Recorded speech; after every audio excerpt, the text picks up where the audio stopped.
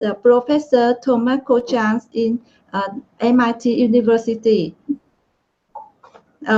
This subject today is about shaping the future of work in artificial intelligence. Hi, Professor Thomas KOCHAN. Hello, very nice to be with you. Thank you. Yeah. Now we can start. The first questions I want to ask you, as I know you are high-level and famous professor at MIT, author of great book, Shaping the Future of Work, and MIT's online course on Shaping the Future of Work. Would you recommend to readers your book and online course? Well, we are very interested in having people from all over the world to participate in a good discussion of what we need to do to create more opportunities for the next generation of workers, have good jobs, good careers, and to improve the standard of living for themselves, their families, and for their countries and societies. So I would be delighted to have students and people in the labor force from Vietnam to join us in this class. Yeah, I read that the goal of your book or your course is to explore and develop plans of action for improving the job and career opportunities for today's and tomorrow's workforce. Will uncover what's gone wrong in order to figure out new solutions that to the economy and society. So what did you discover and what was your solution to improve the job for Americans? The basic theme of the course is that we can create companies that are both successful, making profits and achieving their goals and mission, at the same time producing good jobs and career opportunities if we organize work to take advantage of workers' knowledge, skills, and motivation. So the first thing we have to do is to build companies that invest in their workforce and use the workforce talent to achieve their basic objectives.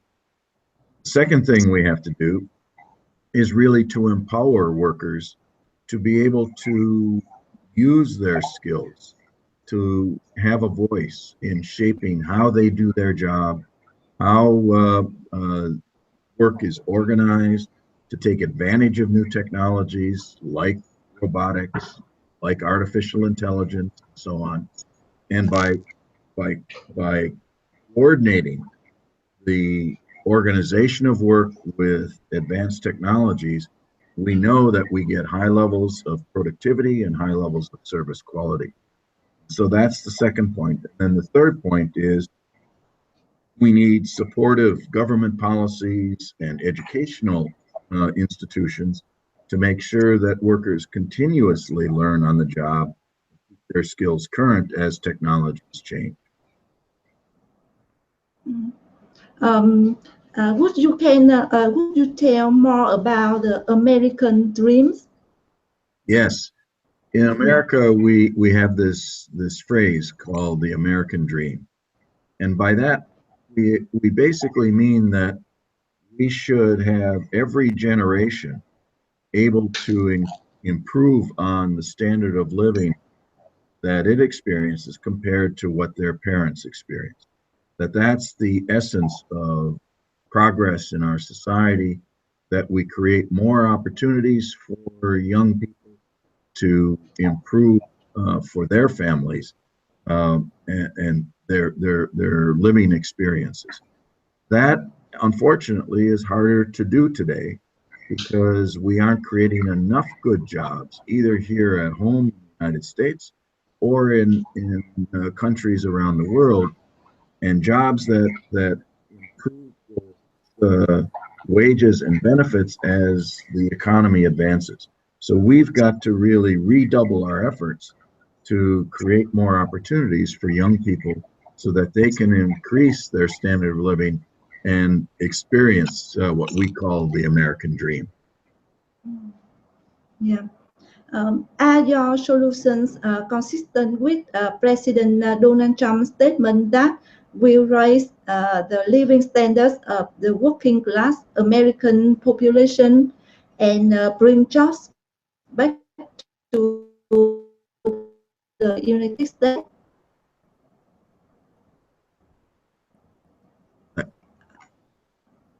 I didn't quite get the last part of your question. Are your solutions consistent with President Donald Trump's statement? Donald Trump said will rise the living standards of the working class American population and bring jobs back to the United States. Yes, I think we are working very hard to build Yeah. good quality jobs, not only in the US, but around the world. I don't necessarily agree with President Trump's view that we should try to bring back all the jobs that have been sourced to other parts of the world. Those jobs are improving the standard of living of workers in Vietnam, China, and in other parts of the world. What we need to do in the United States is to invest in the next generation of technology so that we can create the next generation of businesses that will sustain high productivity, good paying jobs in the United States and help the whole world economy grow. I do not believe that it's a win-lose situation, that every job that goes to, let's say, Vietnam is a job lost in the United States. We are in a world economy, a global economy. We are all citizens of the economy, and we need to take a very broad perspective. When we say we want to improve the standard of living in this country, we want to do it in a way that also enhances the standard of living of our global trading partners and citizens around the world. America is facing profound divisions and inequalities in society, even threatening the future of the economy and democracy. Do you think how to solve this problem? This is probably our biggest economic and our Yeah. biggest political problem at the moment. We have many people in the United States who have been left behind by the globalization, by changes in technology. They are very angry, and they spoke out in the recent election. We have to work to close those divisions by investing in our different regions in the country to help them rebuild their economies, to build high quality jobs, to bring new entrepreneurs into those regions so that they too can share in the future of our economy and the future of technology. We don't get wages moving in those regions. We don't provide more job opportunities. Then we will have failed in our efforts to reduce inequality. But I believe we can do that. We need sensible cooperation between employers, entrepreneurs, educational institutions, and local government. That's the key to building a robust local economic development capability in areas that currently are struggling. So what's the most thing you like in your book, Shaping the Future of Work?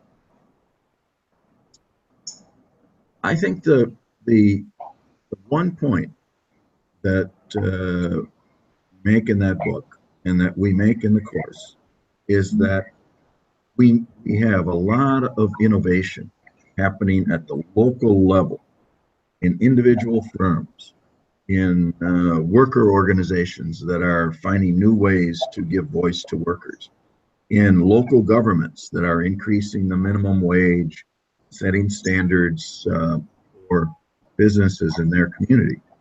we need to build on those local innovations, and we need to take them across the country so that we can really have a macroeconomic impact, not just a local economic. That's the challenge. So we need to learn from those innovations, and a big theme of the course is to bring out and highlight what's happening in some of our most progressive communities around the country, some of our most progressive organizations, and ask how can we learn from them and how can we build on those very, very innovative initiatives. Very good. Yeah. Uh, I know years ago, the concept of artificial intelligence seemed to be far from over and new to the world. Recent years have shown the explosion of artificial intelligence applications in human life. We can see artificial intelligence is shifting rapidly from research to real world, and it affects more or less the work of the human being. How do you comment?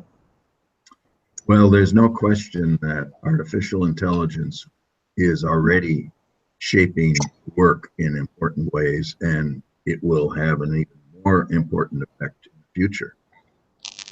The key is to use artificial intelligence to augment, that is, to support good quality jobs, to support human decision making, rather than to design it in ways where we're trying to get rid of workers and to reduce human labor. Let me give you an example. Yeah. There's an enormous amount of innovation in the use of artificial intelligence in healthcare today. So doctors and nurses and medical technicians can get access to an enormous amount of data and information very quickly that will help them to diagnose the particular disease a patient might have and to give them information on the latest treatment for different kinds of diseases. That supports their work. It gives them information to then make the final judgments about how do we take this knowledge about different diseases and apply it to this particular patient's situation, age of the patient, the family situation that the patient lives in. How can we use that data to go out and keep that patient healthier by providing care in the community or using what we call telemedicine, uh, chats like this over Google Chat and other ways of communicating so that we can keep patients out of the hospital. That's a way in which we are using technology, artificial intelligence, to support work, to be more productive, to provide better care for our patients, and to listen to the medical technician's voice in shaping how that technology is used at the workplace so that she or he can do his job or her job more effectively. That's what I mean by augmenting, by supporting work, by using technology creatively to improve patient care.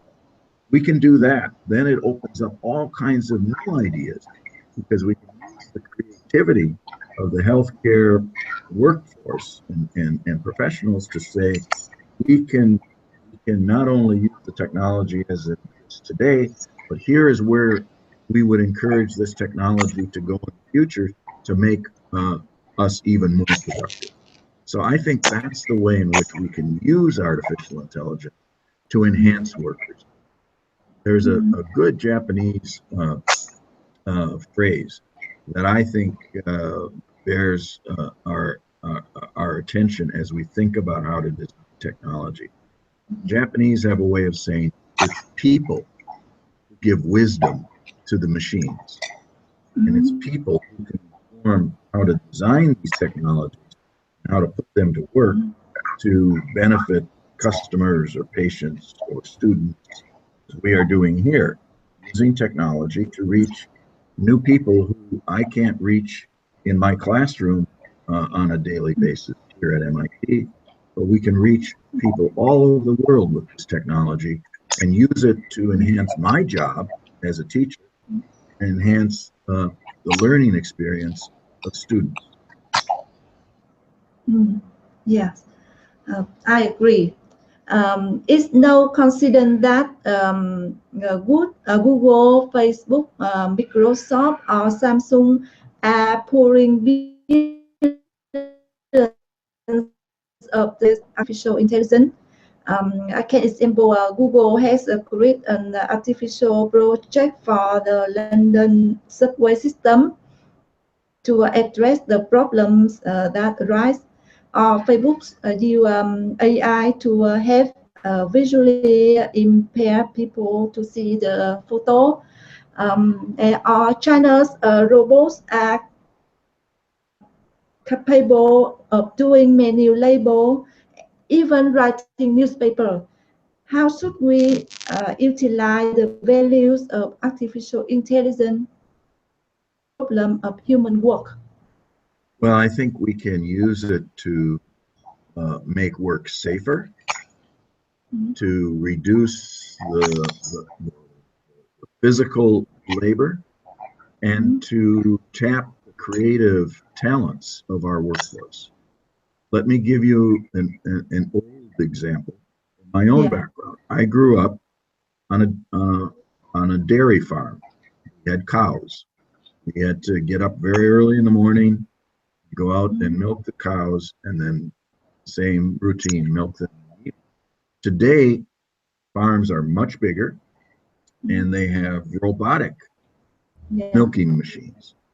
And that frees up farmers to do other work, to expand their production, to keep track of the finances, to study what kinds of crops are best fitted for their soil, what fertilizer to use, think about what kind of irrigation is needed, and to use all of the data that comes from artificial intelligence and all of the improvements in machinery to reduce the very dangerous and very hard physical labor that I experienced growing up as a child. And that's an improvement in productivity.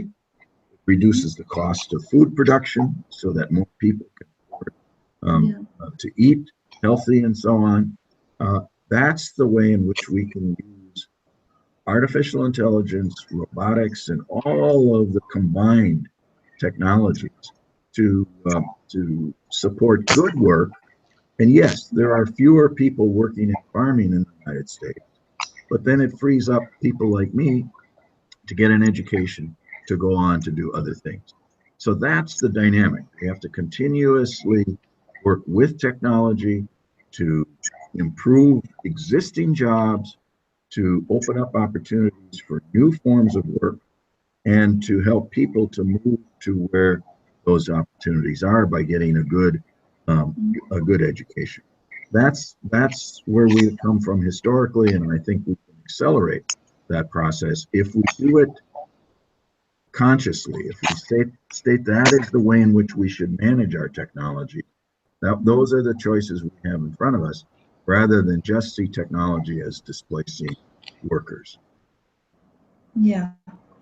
However, I just read the news reported that Foxconn Group of Taiwan, which manufactures components for Samsung and Apple, claim to be in the process of automating its production line.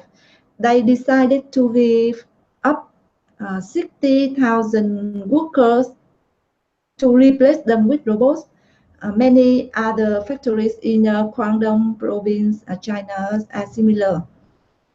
People also fear that artificial intelligence will gradually rob employment of the working class. Yes, but that's part of the historical record and process. We have seen this Yeah. in other periods of time. For example, at the turn of the first industrial revolution, Yeah. there was a group of people who were worried that the more mechanical weaving machines would Mhm. displace all the workers in the textile industry. So they took hammers to the machine to try to get rid of them. Well, that didn't work. What happened is these new machines came in and made everyone more productive, lowered the cost of producing textiles, and increased the number of textile workers for many years as they adjusted to the new technology. But they had Yeah. different skills. They had to have more skills to service the machines, to maintain the machines, to work with the machines. We're seeing the same thing in manufacturing all over the world. Foxconn is not the exception, it's part of that pattern. Now, I think Foxconn has too narrow a view of Yeah. how to use technology. They will find that it's not so simple to just come in and replace workers with machines. If they want to be really modern 21st century manufacturing organizations, they will learn how to train the workforce to use these technologies more effectively. If they don't, they will spend a lot of money on robots. They will find that the robots are too expensive because they are not getting the job done. They're not integrating robots with the workforce. So they've got to learn all the lessons that we are talking about here, that you just don't throw the robots onto the assembly line and think you will get the quality and the productivity that you need. You've got to really bring the workforce along, treat them with respect, treat the workforce as complementary assets to that technology. That's the model. And if Foxconn doesn't learn how to do that, they will pay a price for it. Mm. Yeah. Um, According to a recent statistic, millions of articles have been written in the US each year by robots. A series of prestigious electronic publications such as Forbes use complete robots to publish um, article. Even robots have the ability to analyze expensive information to writing article. That means robots not only work in the field of manual labor, but also have ability to thinking, overpowering the labor industry by the mind. It is also one of the major challenges in human employment.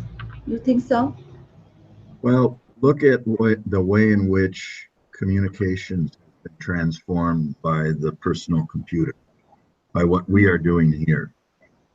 Yes, I used to have to write my articles on a piece of paper, then have a secretary type it, and then I would change it again, and then maybe it would go into final print, but that was a very slow process. Now I can type on my own laptop and I can edit it as we go along. I can send it to my colleagues who might edit it, and it produces a publication in a fraction of the time that it used to take someone like me. What that has done is, yes, there are fewer typists, but it's opened up opportunities for communication all over the world by some major factor. So we have expanded the number of people who can read what I write. We have expanded my ability to get more done in a short period of time so I can write more. And some of that gets programmed. Some of that will be done by a machine so that the standard forms that one might have to fill out for buying and selling a home or for a lot of legal proceedings. A lot of that can be done by computer, and the human adds the, the part that requires creative judgment, requires analysis, and requires adapting it to the different audiences that the document is aimed at. So we will use more robotic or whatever automated production of documents, but it again will require the complement of human judgment as to what pieces of it we need to add and what pieces we can make automated.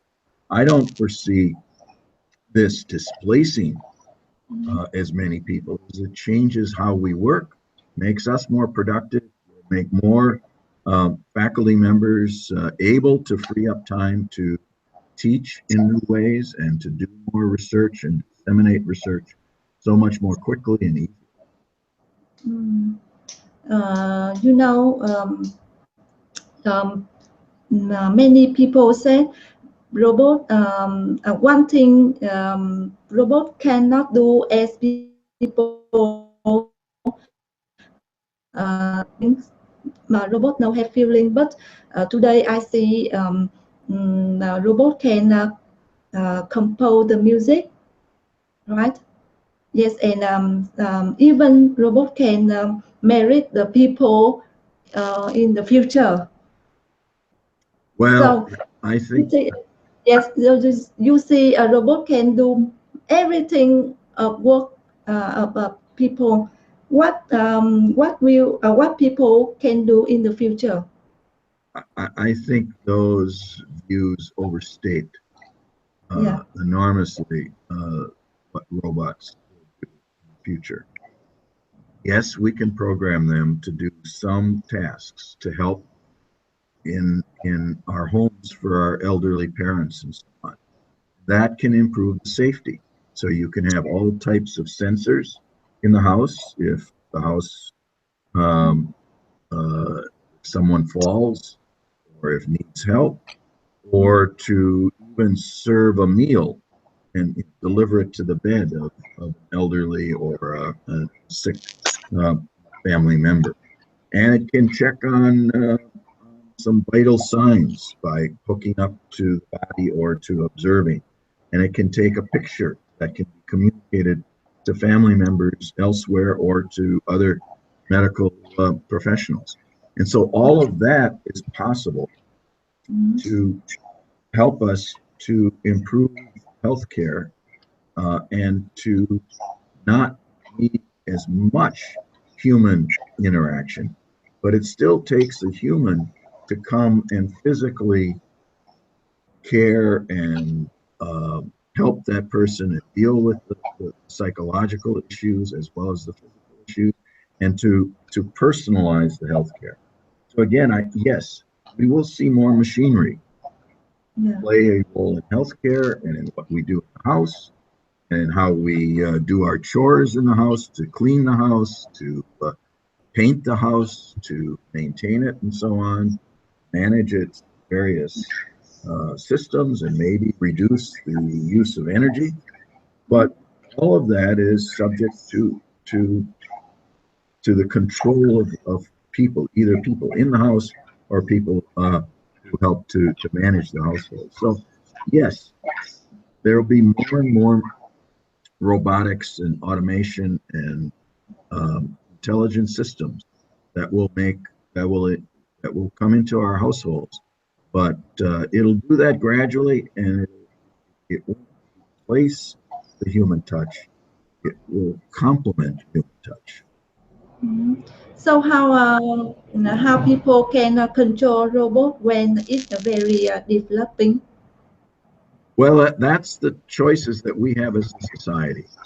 We Yeah. can let the design of robots to the engineers, and they will probably design it in a very rigid way because they won't have the deep understanding of what you need to take care of your mother when she gets at an age where she needs your assistance, but you can't be there 24 hours of the day. They listen to you and they Yeah. listen to your mother. And together you say, this is how we need technology to support our interaction, to support you as the caregiver. Then we will have very creative technology, and we will have technology that helps you have peace of mind that you can support your parents. They will have a more safe experience and healthier experience, and maybe stay out of the hospital. Those kinds of things. Well, yes, it will enhance healthcare. It will use more technology, but yeah. it will also make your job more Mhm. possible, so you can continue to do the good work you are doing in your professional and your paid work life, but also meet your personal and family responsibilities at the same time. Mhm. How do you think artificial intelligence will affect or influence in the to the poor national or developing national in the future, such as Vietnam or Yes, Asia? Yeah. yes, that's a very good question. And that's Mhm. where I think we need uh, to have a lot of international investment. That's why I don't see uh, jobs that go to Vietnam as a loss for the United States.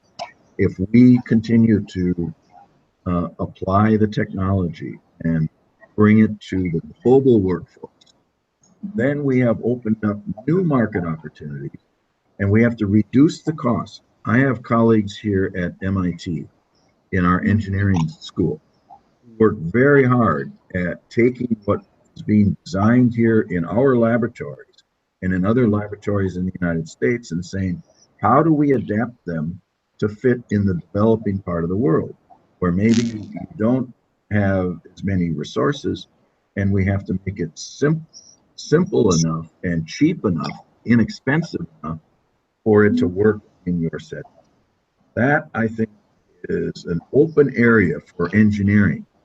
I hope that not only engineers here at MIT, but at all universities around the world are working in partnership with universities in Vietnam, where you can tell the other engineers, here are the needs of our citizens, here are the kinds of needs for clean water and for better sanitation, for better urban infrastructure to manage growing traffic, to reduce pollution in our city. Here's what we need to bring it into our organizations, society, and then work on engineering solutions so that the best of innovations travel to all parts of the world faster in the future than they have in the past. Mhm. So you think how Vietnam, uh, you think how Vietnam can to setting the future of work in Vietnam? Well, I am not an expert in Vietnam, Yeah, so I'm looking forward to the conversations with yeah, people who take this course to yeah, bring the voice of experience in Vietnam to bear in the conversations.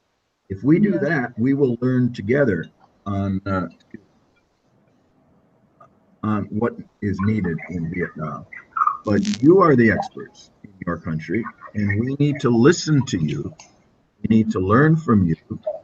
We yeah. need to share what our experiences are, but then engage in a dialogue to say, how do we make it meaningful in Vietnam?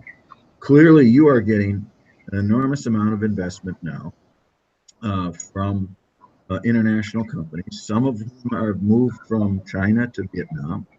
Mhm. You also have the benefit of many international organizations like the uh, International Labor Organization that is working with companies and with local governments in Vietnam to upgrade labor standards and enforcement mechanisms to make sure that people are working under safe conditions and are paid an adequate living wage.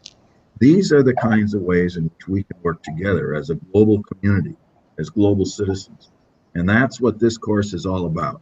We're trying to not just talk to people in the United States, to engage people all over the world, but it's up to leaders in Vietnam and teachers in your university to translate what we are doing to fit with the situation that you find in your country. Okay, I have last question. So with what we have just discussed, artificial intelligence offers many opportunity, but have many challenges that affect human life and work in the future. You can in the face of the risk, how do we solve it? Well, we need to recognize that no individual can Yeah, solve these issues on his own or her own. What we need is to build a community, a global community of yeah, respect, starting with respecting the workforce for its talents, its potential to add value to our businesses and to our society, to treat workers as assets. Then it requires us to respect business leaders who are investing around the world to build new products and deliver new services and make sure that we support them as long as they respect basic worker rights and labor standards. Then we need to bring government to bear so that we have good government, the rule of law, people know what their rights are and can enforce their rights. And together we can work to shape the future of work in yeah. ways that are both productive and meaningful and allow individuals, young people in particular, to pursue their dreams, not just the American dream, dreams of everybody, uh, uh, wherever they live. Yeah. Oh, your answer very great and have a new information for readers. I think if I have more questions, I will send to your email. And would you please help me? I will be glad to continue. This has been a delightful Yeah, conversation. Thank you very much. And thank I you. look forward to seeing many, many students from Yeah, Vietnam in our course and learning from all of you. yeah. I will promote your online MIT course, introduce many students in Vietnam to join and listen it. Very good. Thank you. Thank you. Thank you so much.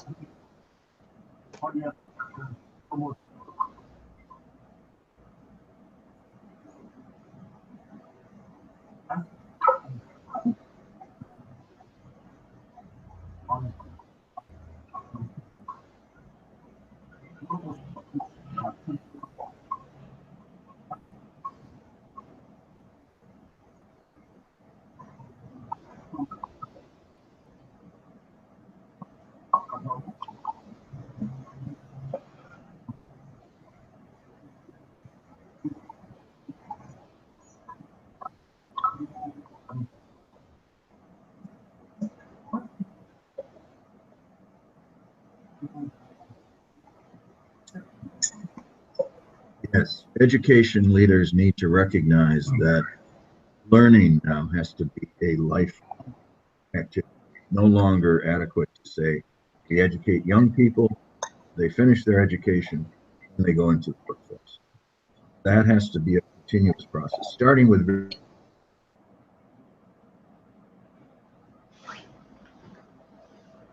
very positive economic returns because children learn to learn very early. But then as we go through elementary schools and advanced high school, technical schools, we need to make sure that young people are getting some work experience. Employers are working with our educators. Educators are working with employers to understand what the changes are, to understand what firms are looking for in the next generation workforce, so that people are ready to make that transition. And then once they are in the labor force, educators need to provide ongoing educational opportunities, maybe through online courses like this one and others, maybe through technical courses to advance young people's programming, maybe to help them to understand how to use big data. However the technologies change, the process of learning has gone on throughout one's full career. We need to adapt our institutions so that universities and colleges don't see their role as just educating young people, but educating people throughout their working career. That's, I think, the frontier of education. I think there's an enormous growth for that form of education, and it'll keep us all very, very busy for a long time.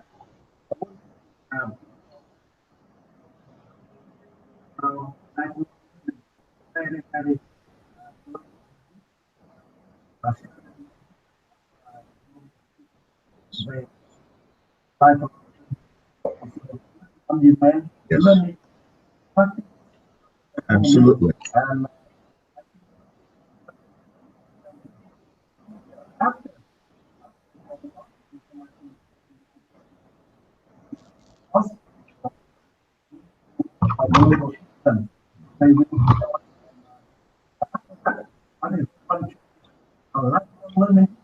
Okay.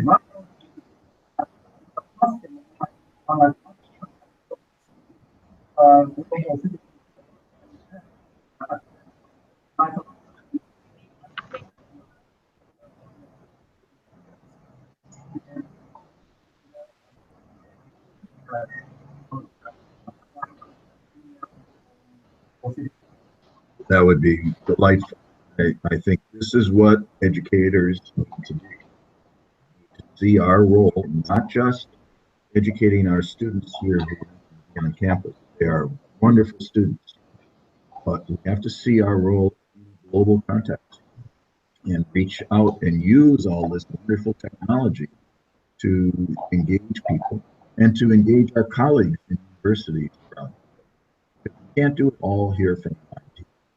We have to have partners who translate, adapt, and as you said, provide the practical project experience that students can go out and apply what they're learning, get feedback from each other and instructors, and then really, really learn it in ways that advance their careers and improve performance of the organization.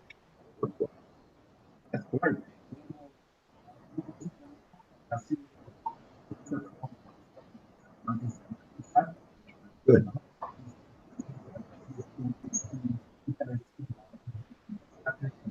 Very good.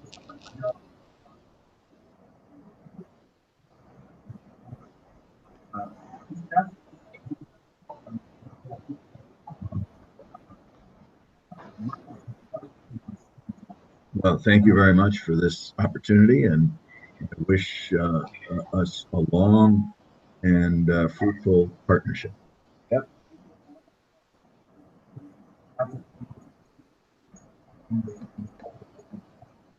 Thank you. Okay. All right. Bye-bye. Thank you. Bye. Thank you. Thank you so much.